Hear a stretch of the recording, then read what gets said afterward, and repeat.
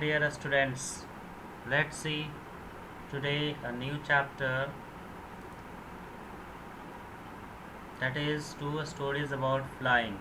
I think you all have read and you have memory of the story also previously. But let's see once again, revise it.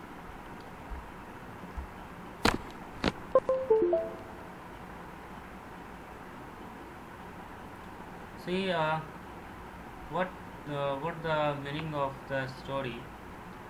Uh, we can extract it from the title of the story, that is two stories about flying. Means there must be two types of flying and two events of flying, about which we are going to read.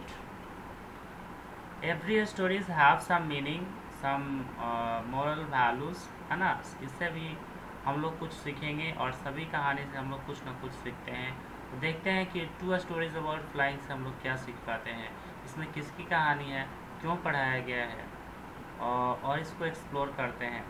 Students, one thing is important in English is that you should remember to read the stories a lot, and then you should also improve your pronunciation and then understanding power of sentences, because in English each word have their meaning according to the sentence, है ना।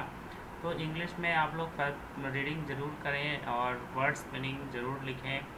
This practice make you perfect. So let's see what we are going to learn. Before you read, you have to see these two things. Since the earliest times, the humans have dreamed of conquering the skies. Here are two stories about flying. So बहुत पुराने समय से कभी आप लोगों ने नहीं सोचा कि मैं चिड़ियों की तरह उड़कर और आकाश को और सबसे ऊंची जो जहाँ पे नीला कलर का आसमान दिखता है वहाँ पे हम जाते और देखते कि क्या है, मुझ में पावर होता और मैं उड़ जाता ऊपर की तरफ, है ना। ये कभी आप लोगों के दिमाग में भी आता होगा जब आप लोग फ्लाइंग जट और सुपरमैन और स्पाइडरमैन जैसे मूवीज देखते होंगे, तब तो बिल्कुल मन करता होगा, but of course you can't fly, है ना। इतना हम लोग अभी तक में कभी भी कोई लोग अपने एनर्जी से, अपने माइंड और बॉडी एनर्जी से वो खुद नहीं फ्लाई कर पा रहे हैं, नहीं कर पाते हैं। हाँ, ये बात अलग है, हम सपने में उड़ सकते हैं, बहुत लोग सपने में उड़े होंगे। और दूसरी बात, हम लोग उड़ सकते हैं लेकिन एरोप्लेन के थ्रू। Okay, so what is here two stories about flying. दो कहानी है उड़ने का। A young seagull is afraid to fly, है ना। एक चिड़िया है जिसका नाम है सीगुल, वो बहुत ही डरी रहती है उड़ने के लिए। उसकी कहानी है पहली। How does he conquer his fear। तो वो कैसे अपने डर को भगा पाती है, कैसे वो जीत जाती है। स्टूडेंट्स, आपके जीवन में भी बहुत सारा डर रहता होगा। कभी डर रहता होगा कि हम बाज़ार जाएंगे, हमें जो है सामान खरीदने आएगा कि नहीं। आपको सबसे पहला बार जब आप नर्सरी क्लास में थे तो आपको डर था, स्कूल जाएंगे टीचर कहीं पीट देंगे और जा पाएंगे कि नहीं, कितना डर लगेगा। पहला दिन कुछ भी हम लोग जब फर्स्ट टाइम करते हैं ना, देन बहुत ही डर लगता है। और इस कहानी में भी हम लोग कुछ इसी तरह से देखेंगे कि when seagull first attempt to fly, then he fails, but after sometimes slowly he conquer his fear। Okay, again part 2 is a pilot is lost in storm clouds। Okay, एक पायलट जो है स्टॉर्म क्लाउड में खो जाता है, यानी कि human being का कहानी इसमें पढ़ेंगे। और इसमें पढ़ेंगे कि वो एरोप्लेन उड़ा रहा था और वो स्टॉर्म में यानी कि तूफान में हो जाता है। डज ही अराइव सेफ, क्या वो वापस से सुरक्षित धरती पे लैंड कर पाता है, आ पाता है, अराइव होता है। हु हेल्प्स हिम, और उसको कौन मदद करता है? यदि आप ही जाता है तो कौन मदद करता है? ये कहानी दूसरी है। कहानी पहली है जिसे हम लोग देखने जा रहे हैं, ये सीकुल की कहानी है ना। Students, I want to I want to read this aloud, and I ask you also to read your book aloud with me. Open your page number. It is not given in my figure, my book. So you can see in your book whatever the page number is. Let's see from the first line. The young Sigurd was alone on his place. His two brothers and his sisters had already flown away the day before. He had been afraid to fly with them. Somehow, when he had taken a little run forward to the brink of the lace and attempted to flap his wings, he became afraid. The great expanse of sea stretched down beneath, and it was such a long way down, miles down.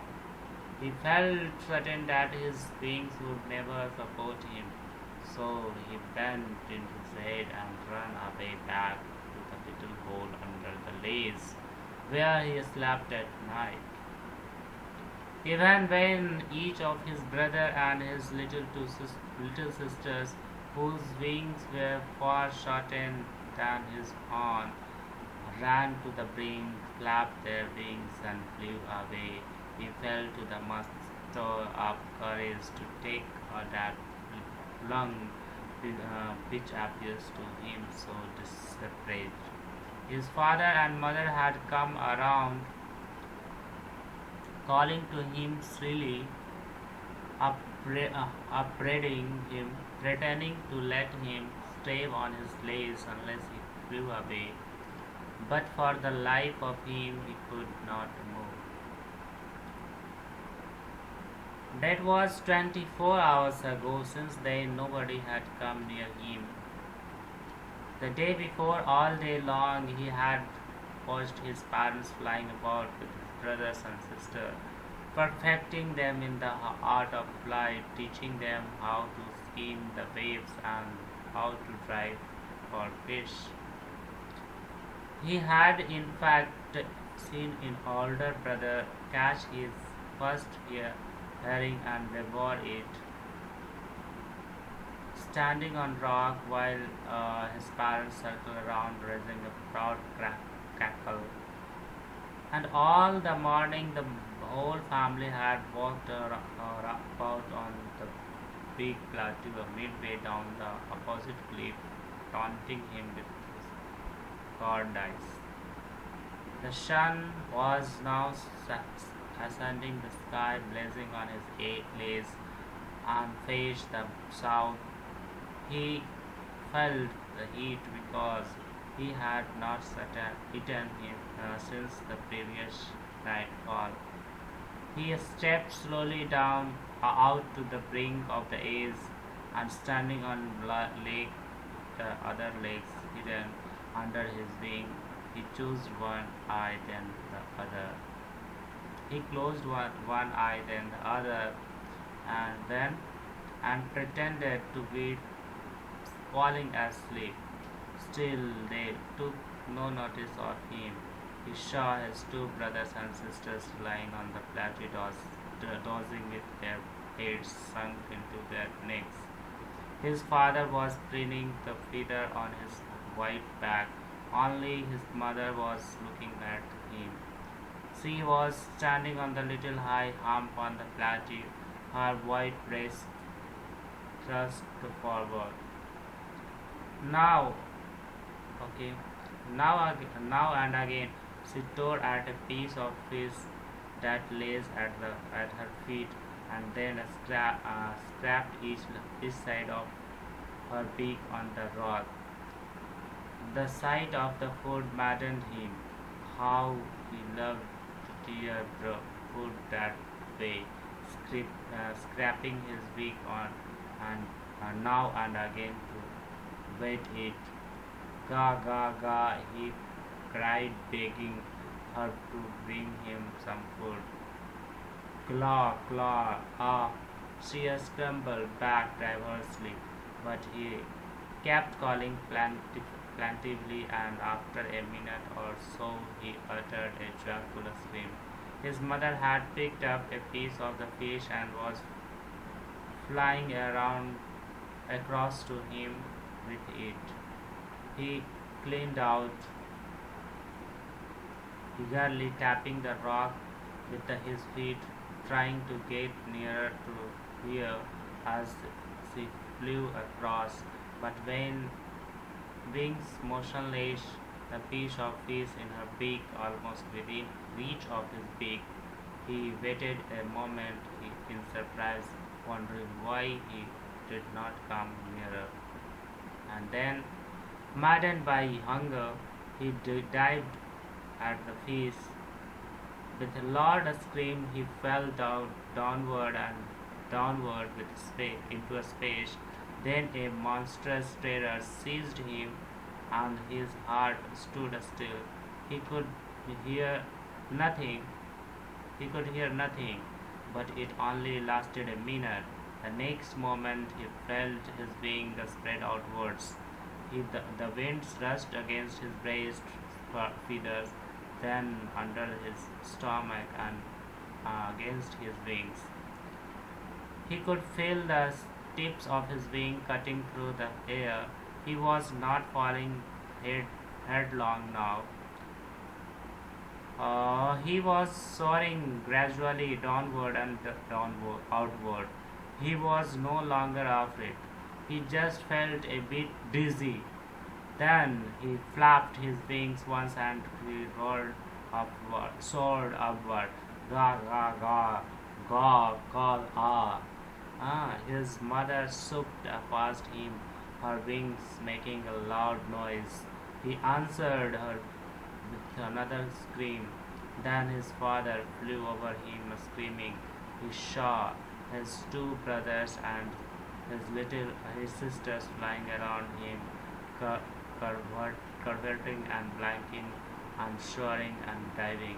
Then he completely forgot that he had not always been able to fly and com- commanded himself to dive and soar and curve, shrinking and strilling.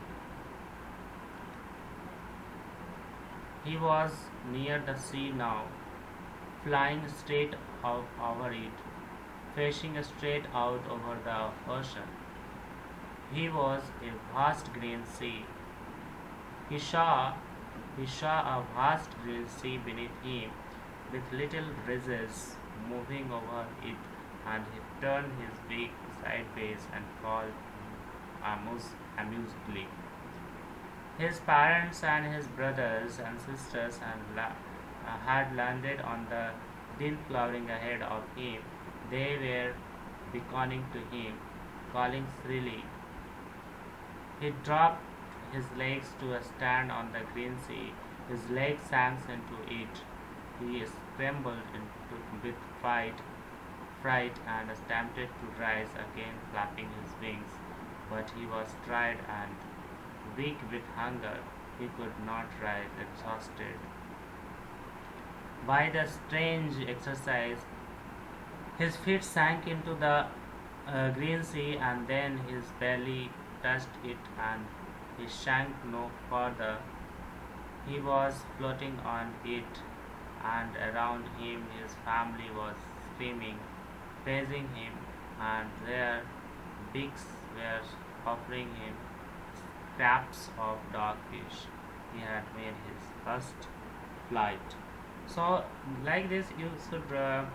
My reading is so slow, and I know students you can read it fastly and accurately, keeping in mind the full stop, the comma, and let's understand the meaning of the lines.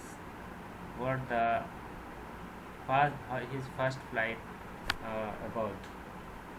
The young seagull was alone on his leash, means ये छोटा पक्षी seagull जो है, एक बिल्कुल बच्चा seagull, वो अपने सेल्फ में, अपने नैरो हॉरिजॉन्टल सेल्फ में वो अकेला पड़ा हुआ है. His two brother and his sister had already flown away the day before. उसकी दो भाई और बहन ऑलरेडी उड़ चुके हैं. He had been afraid to fly with them. और उसको बहुत डर लगा उन लोगों के साथ उड़ने में. वो डर चुका था, इसलिए वो नहीं उड़ा है अभी तक. Somehow when he had taken a little run forward to the brink of the lace, और जब वो किसी तरह से जो है उस जो वो जो होल है दीवार में, उससे उसके किनारे पर तक किसी तरह से कोशिश करके आ जाता है. And attempted to flap his wing, he become afraid. जैसे ही वो अपना पंख फैलाकर थोड़ा सा फ्लैप करने लगता है, यानी ऊपर नीचे थोड़ा सा अपना पंख हिलाता है, वो बिल्कुल डर जाता है. The great expanse of sea stretches down beneath. वो देखता है बहुत दूर तक जो है दूर जाकर तब समुद्र है ना, बहुत ही नीचे है. And it was such a long way down, miles down. और वो इतना लंबा है जैसे 1 माइल्स हो, बहुत दूर है. कैसे उड़ पाएगा, ये गिर जाएगा, ऐसे लगता है. He felt certain that his wings would never support him.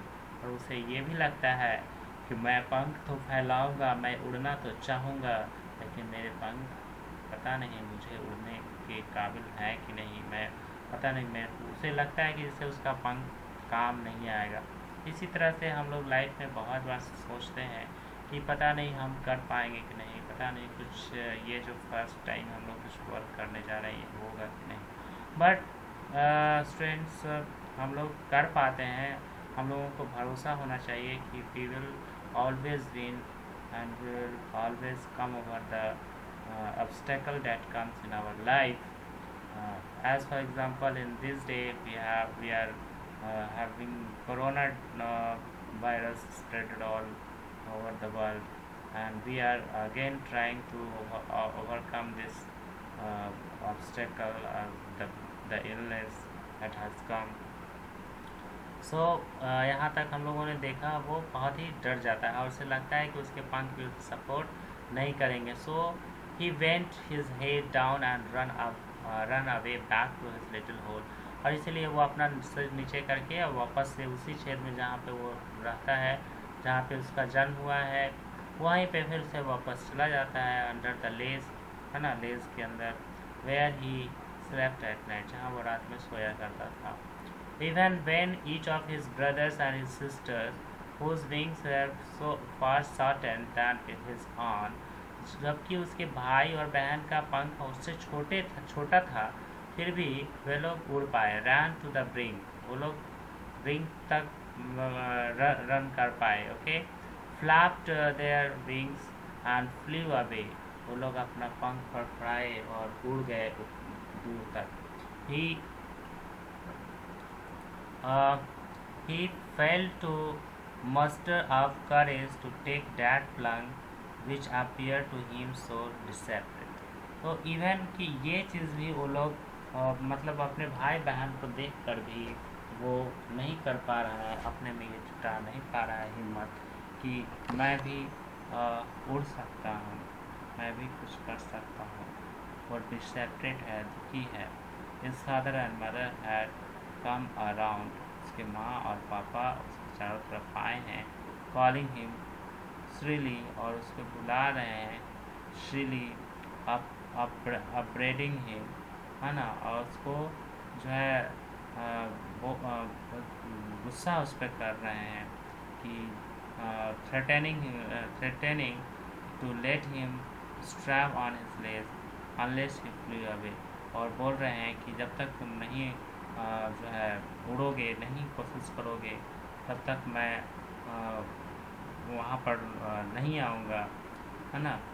But for the life of him he could not move. और जब तक वो अपने जीवन के लिए खुद वो मूव ना करेगा, उसके माता पिता उसे ये नहीं करेंगे, सपोर्ट नहीं करेंगे। ठीक है, तो स्टूडेंट आज के लिए इतना ही रहने देते हैं। नेक्स्ट डे हम लोग इस कहानी को पूरा करेंगे और सेकंड कहानी को भी हम लोग पढ़ पाएंगे। तो स्टूडेंट आपको आज के लिए क्या करना है कि इस चैप्टर का वर्ड्स मीनिंग लिखना है at least 20 is not possible, then 15 words meaning you have to write in your copy and remember them. Okay, till then, thank you, bye bye.